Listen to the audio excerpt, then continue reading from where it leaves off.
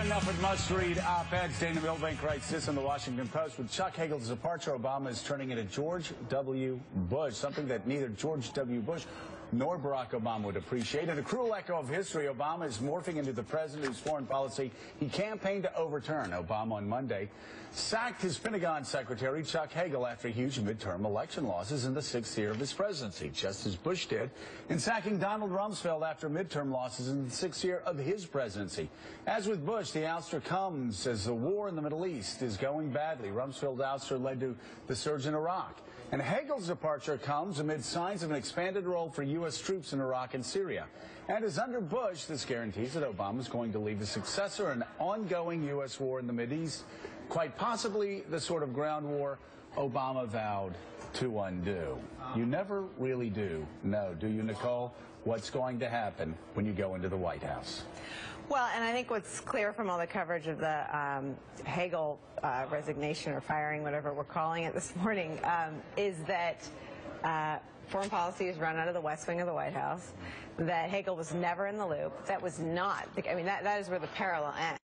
That was not the case. Rumsfeld was very powerful, and that he never really had the president. I would have never guessed, right? I mean, for better and for worse, believe me. You know, he was never very well liked. I remember being on a show with Stephanie Cutter when they were appointing him, and he had his disastrous confirmation hearings. And I said, you know, some people leave the Republican Party, and I miss them. And there are others that I feel like, well, you can have him. And, you know, he sort of fell in that category. And I think Gates was so good.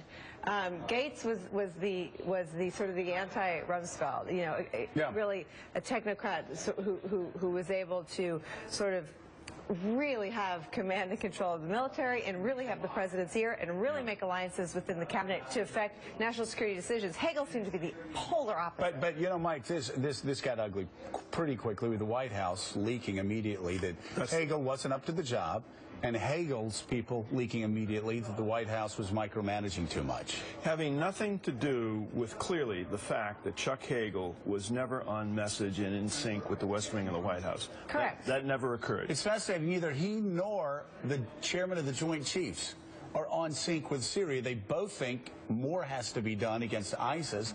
And so you have this public squabble, which is just bizarre. A public squabble that, to my mind, is a horrific indictment of how truly sick Washington, D.C. is, and how truly filled with a lot of cowards this administration is, with all of these unnamed sources criticizing Chuck Hagel, no matter what you think of his job performance, who served in Vietnam, who served in the United States Senate. Who took this job that he wasn't really looking for. So now they're sniping at him without names, a senior administration source, you know, who didn't want to be named because of his influence, whatever. I mean, just outrageous. Well, it is a dysfunctional foreign policy team in the White House when you have, again, you have the chairman of the Joint Chiefs, the Secretary of Defense, others going out making statements that the president then shoots down in press conferences.